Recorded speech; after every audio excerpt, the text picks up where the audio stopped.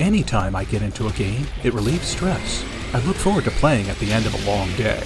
But ever since this game came out 1 year ago today, it's been even more than that for me. The 100 Line, Last Defense Academy. The game was made mainly by devs of Danganronpa. 100 Line is also a visual novel that takes place in a school and features a motley crew of over a dozen students, many of whom die. As in Danganronpa, there's cool characters, catchy music, and hilarious writing. For instance, "I'd never disrespect a woman like that, you crazy bitch!" But 100 Line differs from Danganronpa in 3 key ways. First, Danganronpa is a murder mystery game clearly inspired by Ace Attorney. The goal is to figure out who done it.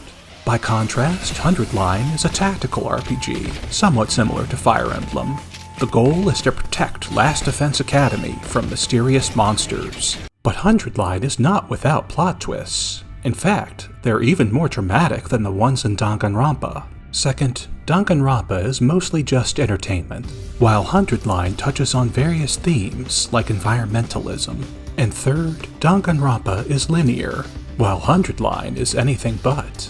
In fact, it's the most intricate choose-your-own-adventure game I've ever heard of. Some games claim your choices matter, but they don't. The writers just want to tell you a tale. Some games do have multiple endings, but the decision tree is often simple. Detroit Become Human is remarkably detailed, but it's still basically binary. Each of the 3 playable characters has 2 last decision trees, one for the good path and one for the bad path. Not so with 100 Line.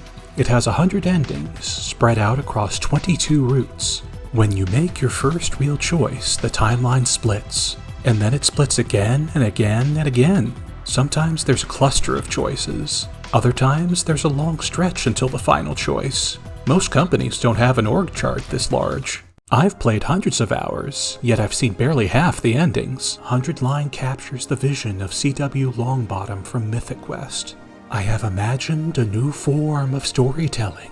Not a line, but a bolt of lightning, coruscating and fractalizing into 1,000 paths. Choices upon choices, a seamless melding of the author's will and the reader's desire. So how has 100 Line helped me cope? To answer that, we need to talk about parallel universes. Each choice basically creates a new universe or timeline, and those timelines end up looking very different. And right now, real life feels like the darkest timeline. It helps to think there are other, better universes out there. I can't get to them, but I can at least suffer through this timeline so that the other me's don't have to. 100 Line helps me keep things in perspective, and not always feel terrible just because the world is. But the game also makes clear that the world isn't just random chaos. I have agency, my choices matter, and I can help or hurt my situation by simply making a decision. Case in point, I made my life better when I decided to start playing. Thanks for watching. Like and subscribe for more. And remember, you always have a choice.